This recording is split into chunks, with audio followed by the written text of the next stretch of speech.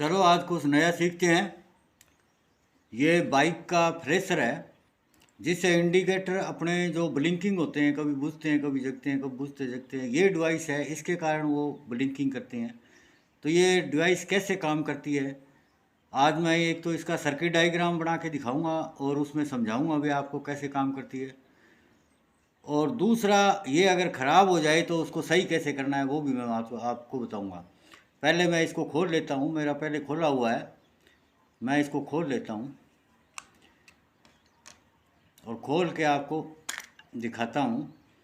इसमें अंदर का स्ट्रक्चर इस प्रकार से है। इसमें दो पिनें होती है, एक तो इनपुट की है एक आउटपुट की है। ये जो पिन है ये इनपुट की है और ये जो साइड में लगी हुई है ये आउटपुट की पिन है, दो ही पिन होती है। और इसमें कुल 4 ही कंपोनेंट लगे हुए हैं। इसमें 2 कॉइल है यहाँ पे लगी हुई, एक ये रजिस्टर है और साथ में ये एक कैपेसिटर है। एक डायोड लगा होता है यहाँ पे, ये भी साधारण ही डायोड लगा होता है। और इसका काम करने का तरीका मैं आपको बताता हूँ कैसे करता है, क्योंकि इसमें एक यहाँ पत्ती लगी होती है इस प्रकार। ये पत्ती यहाँ पे एक पत्ती लगी होती है जो ये कभी नीचे होती है कभी ऊपर होती है, कभी नीचे कभी ऊपर ऐसे। तो इसमें यहाँ पॉइंट बने होते हैं, यहाँ ध्यान से देखोगे तो यहाँ पॉइंट होंगे, एक ऊपर की तरफ पॉइंट है एक नीचे की तरफ पॉइंट है। ये पत्ती ऊपर वाले पॉइंट को टच कर जाती है या नीचे हो जाती है। ये कॉइल है, इसमें चुंबक बनता है तो ये क्या करती है, पत्ती अपने नीचे हो जाती है तो ये कनेक्शन कट हो जाता है ऐसे। इसका मैं सर्किट डायग्राम से आपको बताता हूँ, फिर आपको अच्छी से समझ में आ जाएगा। ये इसका सर्किट डायग्राम है। मोटरसाइकिल की बैटरी से एक वायर जो जाती है ये अपना इग्निशन स्विच है, जहाँ से अपने मोटरसाइकिल को ऑन या ऑफ करते हैं वो स्विच है। जब ये ऑन हो जाएगा, ऑन होने के बाद इस डिवाइस के अंदर जो मैंने आपको बताया था इनपुट वाला, इस इनपुट में पॉजिटिव करंट आ जाएगा। और ये बैटरी का नेगेटिव है। ये जो स्विच दिया हुआ है ये इंडिकेटर स्विच है। जब इंडिकेटर जब तक ऑन नहीं करेंगे तब तक इसमें से करंट प्रवाहित नहीं होगा। जब तक करंट नहीं चलेगा तब तक ये बल्ब ग्लो नहीं होंगे। तब ये काम कैसे करता है वो मैं आपको बताता हूँ। जब आपने स्विच ऑन किया, ऑन करते ही करंट यहाँ आएगा और इंडिकेटर का स्विच ऑन करते ही एक तो करंट पॉजिटिव से ऐसे चलेगा और रेजिस्टेंस से होता हुआ ये अपना सर्किट पूरा कर लेगा। दूसरा क्या है कि यही करंट आगे जाएगा, यहाँ से ये पॉइंट, ये जो मैंने पत्ती के पॉइंट बताए ये ऊपर वाली पत्ती से इससे टच है। इसमें आपको बताई थी 2 कॉइल है, ये 2 कॉइल है, एक कॉइल तो इधर की है एक कॉइल बीच में ये कोर लगी हुई है। तो इससे जब करंट इधर आएगा और इस पत्ती से टच होके ये इस कॉइल से ये करंट होके ऐसे ये अपना सर्किट पूरा करेगा। और ना तो करंट इधर जाएगा, इधर के जाएगा तो इसको रिटर्न पाथ नहीं है, करंट को रिटर्न पाथ नहीं है। यहाँ से मान लो एक कैपेसिटर पे जाएगा तो इसको रिटर्न पाथ नहीं है। रिटर्न पाथ ना होने की वजह से करंट इस साइड में नहीं जाएगा, इस साइड में करंट नहीं जाएगा। वो करंट इस साइड में जाएगा तो वापस यहीं आके इसी पॉइंट पे मिल जाएगा, क्योंकि ये पॉइंट इसी दूसरी कॉइल से यहीं जुड़ा हुआ है। इस प्रकार इस साइड में करंट नहीं जाएगा और जो ऊपर से करंट आएगा वो इस कॉइल के अंदर भी नहीं जाएगा, क्योंकि इधर भी इसका ये रिटर्न पाथ नहीं है। यानी करंट का नियम है, करंट जहाँ से चलता है वहीं वापस आ जाता है। तो ये सर्किट जब तक कंप्लीट नहीं होता तब तक ये करंट नहीं चलता है। अब क्या होगा कि जब यहाँ से आपने स्विच ऑन किया, ये भी स्विच ऑन है, इंडिकेटर स्विच ऑन करते ही क्या है, करंट आया। करंट एक तो इस रास्ते से अपना पथ पूरा करेगा, दूसरा करंट क्या है कि यहाँ से आएगा, यहाँ ये टच है पत्ती तो ये करंट इस साइड में जाएगा नहीं, इस एक कॉइल से इस ये कोई कॉइल जो ऊपर वाली कॉइल है ये मोटे तार की कॉइल है, इससे करंट प्रवाहित होगा और ये ऐसे जाएगा और ये सर्किट पूरा करेगा। तो इस जो ये कोर है यहाँ पे, तो ये क्या है, इसमें चुंबक बनेगी। चुंबक बनते ही क्या करेगा, ये पत्ती को नीचे खींच लेगा। ये जो पत्ती है इसको नीचे खींचेगा। नीचे खींचते ही क्या है, ये पॉइंट और ये पॉइंट दोनों अलग हो जाएंगे। अलग होने के कारण जो यहाँ से करंट आ रहा था वो ऐसे ना आके, क्योंकि ये तो पॉइंट कट हो गया, अब इस कॉइल से नहीं जाएगा, करंट नहीं जाएगा क्योंकि ये पत्ती नीचे आ गई। तो अब ये करंट क्या है, अब ये चलेगा करंट यहाँ से, अब ये कैपेसिटर से होके होएगा। अब कैपेसिटर को चार्ज करेगा और यहाँ से कैपेसिटर से होके इस वाइंडिंग से जो ये कॉइल है, इस कॉइल से होके अब ये पत्ती क्या है कि नीचे की तरफ है, इस पॉइंट को टच नहीं कर रही है, तो करंट ऐसे होके इस दूसरी कॉइल से होके ऐसे जाएगा। जब तक ये कैपेसिटर चार्ज होगा तब तक करंट इधर जाएगा। तो एक तो ये यहाँ से करंट आ रहा है, इसकी डायरेक्शन ये होगी, और ये करंट यहाँ से जाके वापस इधर आ रहा है, तो ये डायरेक्शन होगी। तो ये दोनों करंट आपस में क्या है, जुड़ जाएंगे। जुड़ने के बाद जब तक ये कैपेसिटर चार्ज नहीं होगा तब तक यहाँ पे चुंबक बनी रहेगी, चुंबक नहीं हटेगी। और जब ये कैपेसिटर चार्ज हो जाएगा तो अपने को पता है कि डीसी को ब्लॉक करता है। जब तक चार्ज नहीं होता तब तक डीसी को ये अपने अंदर से क्रॉस करने देता है, और जब चार्ज हो जाता है तो ये डीसी को यहाँ से ब्लॉक कर देता है। डीसी यहाँ से गुजरेगी नहीं, तो यहाँ से करंट जाना बंद हो जाएगा। ये करंट जाना बंद हो जाएगा तो यहाँ चुंबक बनना भी बंद हो जाएगा।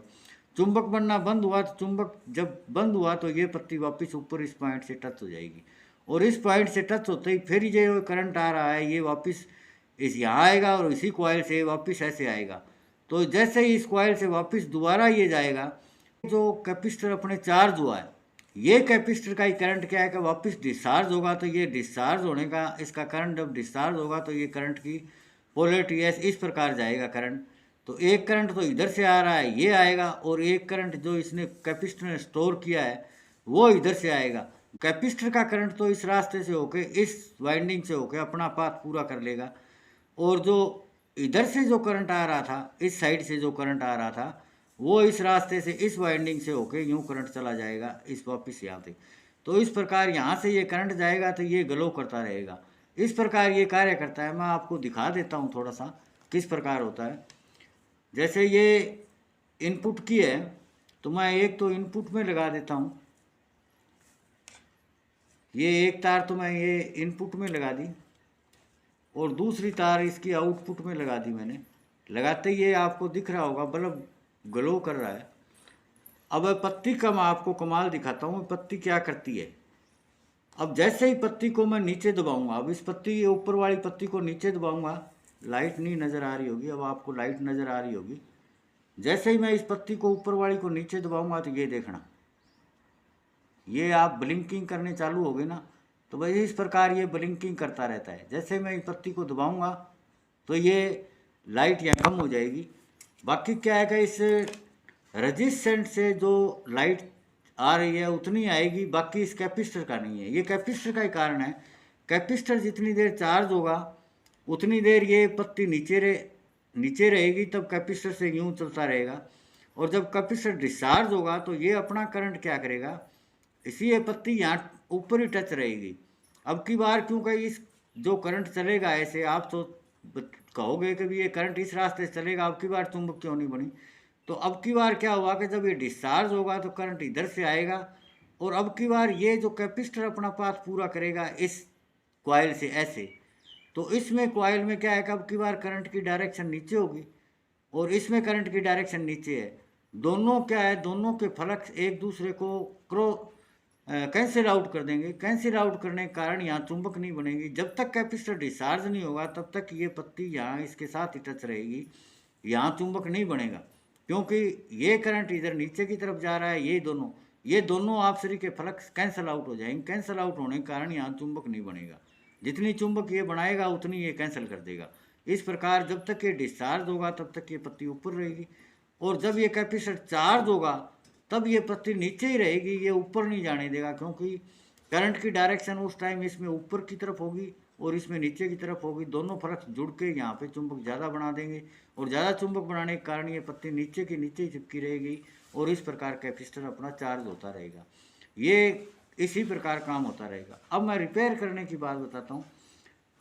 अगर ये ख़राब हो जाए तो इसमें ज़्यादातर कुछ नहीं होता। एक तो ये पॉइंट है, ये पॉइंट आपको दिखा रहा हूँ, ये पॉइंट ख़राब हो जाता है इसका, यहाँ कार्बन आ जाता है। जो ये पत्ती नीचे जो ऊपर हो रही है, ये पत्ती नीचे जो ऊपर हो रही है, इसका जो पॉइंट है इसमें कार्बन आ जाता है, इसको साफ़ कर लेना है। दूसरी चीज़ क्या है कि कैपेसिटर बार बार चार्ज होता है, डिस्चार्ज होता है, चार्ज डिस्चार्ज, तो ये कई बार क्या ख़राब हो गया या वीक हो जाता है। तो वीक होने के कारण भी अपना ये काम नहीं करता। तो आप ये कैपेसिटर चेंज कर लोगे तो आपका ये वापस काम करने लग जाएगा। इसमें आपको बता देता हूँ, जो ये रेजिस्टेंस लगी होती है 150 ओम की रेजिस्टेंस है, और ये जो कैपेसिटर लगा हुआ है ये भी मैं आपको दिखा देता हूँ, 2200 माइक्रोफैराड और 16 वोल्ट का लगा हुआ है। और ये डायोड है, ये साधारण डायोड है 4007, और इसमें कुछ नहीं है, बस इतना ही है। ये कॉइल दो होती हैं, एक ये ऊपर वाली कॉइल है, ये बड़ी मोटी तार की होती है, और जो ये कॉइल यहाँ दूसरी कॉइल है जो कैपेसिटर से ये टच हुई है, ये इस कॉइल के नीचे लपेटी गई है, ये पतली तार की होती है। पतली तार की इसलिए रखते हैं क्योंकि इसमें रेजिस्टेंस ज़्यादा होती है।